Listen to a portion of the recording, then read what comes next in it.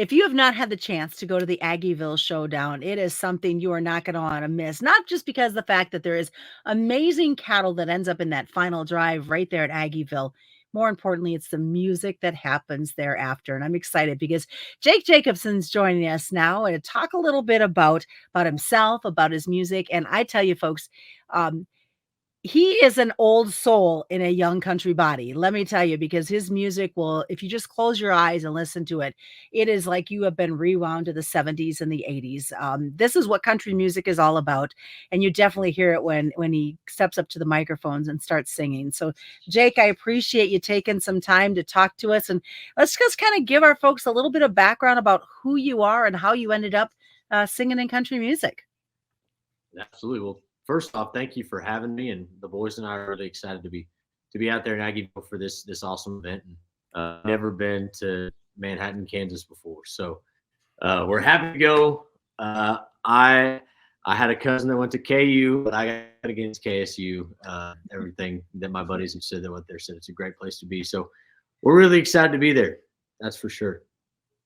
So, so tell me a little bit about your music and how you got your start.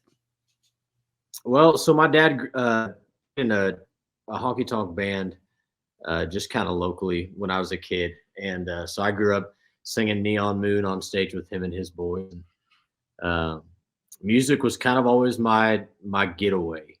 I grew up in a really small rural ranching railroad town in Northern California, and everybody that I grew up with either became like a firefighter, logger, rancher, or anything like that. But I was actually on Team USA for trampoline gymnastics for about 7 years, from the time I was 10 till I was 17. And then when I retired, I didn't really have anything that took up all my time, and I was back going to my senior year of school. I found my release in music, as I always have. And when I got to college, it kind of just became more prevalent to me of, sitting around a bonfire with my buddies and picking on a guitar and singing all the songs that I grew up listening to. It kind of became a decision for me to drop out of college in order to chase this music dream, because I really didn't know what I wanted to do in my life, but I knew that the one thing that made me happy all the time was playing country music. And it definitely shows through in your songs. Where do you get your inspiration? I mean, you talk about sitting around a bonfire, for example, with your buddies and picking up that guitar. Is that kind of the help of the influence that we see in these tunes? I would say that the biggest, as far as influences I have musically, are Keith Whitley, Merle Haggard, Randy Travis, Justin Moore, and my management teammate, who's the most bad dude on the planet right now, Cody Johnson. I grew up listening to a lot of old school country music with my dad in his pickup truck, and I think it takes a lot of special ingredients to make good country music, and that's not just country music, because we used to listen to classic rock. I listen to pop music with my mom. So, I think every good musician can draw influence from just about anywhere musically. As far as my songwriting goes, I may find inspiration just in an everyday conversation, dreams, anything that pops into my head, as I'm driving, or I hear a line in another song, and I'm like, wow, that'd be a really interesting line to expand upon into a full song. So it really just, I draw from anywhere and everywhere. So what can folks expect when they see you hit the stage April 6th at Aggieville? High energy, rowdy, honky tonk, a little bit of rock and roll, good country music. For you, what out of all the songs you've written, and I know that it's always hard to say what's your favorite. That's like asking a parent who their favorite child is, but which one kind of comes to the cream to the top for you? I actually wrote one a couple of weeks ago that's not released yet that might be my new favorite. But as far as the songs that are available for everybody to listen to, First Call, by far my favorite song that I've ever written. I wrote it from a very, very personal place, and it's kind of one of those songs that just came out on its own, and I was just there to put it on paper. It's probably the hardest song to get through in the live show every single night, just because there's so much emotion behind the lyrics, and then tell a little story leading up to it. And that song has opened so many doors that I never thought possible. I mean, I've had people reach out to me from veteran suicide prevention groups, suicide prevention groups in general. I've had people reach out to me that had, loved ones that they lost from alcoholism or drug use or anything like that, and just tell me how much that song speaks to them. And as a songwriter, that's the highest compliment, in my opinion, that you can receive. And at the end of the day, I know that I am a religious man, and I believe that God put me on this earth to spread love and kindness and His word through music, because that's the gift that He gave me. Very inspirational for sure. What do you like about being on the road and going from venue to venue to share your music? It's really cool waking up in a different city every day. That traveling in gymnastics, I did that a lot, but it was maybe 20 times a year instead of 20 weeks out of the year.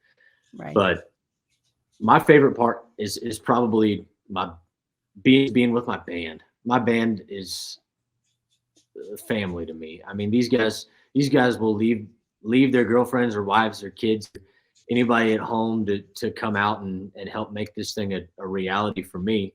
And obviously without them, I wouldn't be doing anything. And these boys sacrifice so much. They work so hard that we've just become, I mean, don't get me wrong, bicker siblings, but I wouldn't trade these boys for anything. That's my favorite part about being on the road. That and getting to meet new people every night, new people that I can maybe do something to make their day better, or in best case scenario, change somebody's life, then it's changing mine at the exact same time. And who's to know, your next inspiration for another song might just be in somebody that you run into along the way. Could be. So you mentioned your band. Let's give them a shout out, because sometimes they're the ones that the only time they ever seem to get the accolades is when they're on stage. So who makes up the band that stands there behind you, Jake? So my band is affectionately nicknamed the Battleborn Band, because we're from the state of Nevada, and Nevada is the Battleborn state. And everybody was either born in the state or lives here now. Everybody, I think, except for one, was born here. I was born in Reno myself. But my guitar player and my band leader, Nick Palacio, he plays lead guitar. He's been with me for 4 years since I started this. Pedal steel player is Dalton Cady. He's from Fallon, Nevada. He's got the coolest mustache I think you'll ever see on a 24-year fella. As far as the rhythm section goes, Tommy Monson is my drummer. He's from Winnemucca, Nevada. He used to play for Noel Haggard back in the day. So I got a veteran on the road here, and he's the oldest of us all, so we always call him Papa. But my bass player, his name's Nolan Stewart. He was a former Division I athlete, and he and I actually met at a country music festival called Night in the Country out here. We had mutual friends, and he kind of begged me for a long time. He's like, hey, if you ever need a bass player, let me know. And so I ended up in a spot where I needed one, and I took him out golfing, and I was like, hey, you want to play bass? And so they've been with me now, every single one of them, for going on 2 years. So I've been pretty lucky to have a consistent. I think Tommy has been the only late addition. Everyone else has been at least 3. Somebody wants to find out more information, get a chance to listen to your music. Where do they need to go? www.jakejacobsoncountry.com, and it's SON, not SEN. Or if you just Google Jake Jacobson, it's probably going to be the first thing that pops up for you. If for some reason you don't have the internet, I'm not in white pages anymore. Sorry, you're going to have to figure out a way to get on the internet. So where's your next stop before you make your way to Manhattan, Kansas on April 6th? So next week I'm headed down to play a couple of little acoustic ride around style shows with a good buddy of mine named Chad Bushnell. And we're headed to California, and I believe it's called Fort Jones, California. It's up kind of near the Oregon border up there. But get a couple of those out of the way, and then on the way to Manhattan, we'll be stopping at Buck's Bar and Grill and just outside of Omaha, Nebraska. Hey, that is like literally, I know exactly where that is down the road for me. So I may be there Hey, cheering you come on. It's on. one of the best places in the world. One of my It favorite places in the world. it is probably one of the most unique little honky tonk bars that you could ever see. Absolutely. I mean, Buck is a great guy, great friend of mine. Last time I played there was December of 2021. No, 2022, and I had bronchitis. Oh, So geez. that was not the best show that I've ever put on. So I'm happy to go back and be healthy and give them what I really came for, you know. Well, 2 locations, most importantly, though, we wanna see you on that big stage on April 6th at Aggieville. What a unique opportunity to follow up with the selection of the grand champion animals during the cattle show, and I'm sure you're gonna get that place a rocking and ready to go. No, we're gonna get them rowdy. I'm a big fan of the ag industry, and uh, there's there's only a few select shows a year where we get to be around, you know, livestock and people similar to us at the exact same time. Usually it's, you know, one or the other. 'Cause if I'm up visiting my brother, then, you know, he might ask for my help and cat. And if I'm out playing shows and I'm hanging out with rowdy country folk like myself, Well, of course, we again, got the it is best of both worlds in Manhattan, Kansas. there you go, very much so. Again, folks, you're not gonna wanna miss it. The Aggieville Showdown is coming up. It's on the 5th and the 6th, taking place right there in Manhattan, Kansas. You're not gonna wanna miss the show with Jake Jacobson. Thanks for joining us, folks. I'm Susan Littlefield, right here on the Rural Radio Network.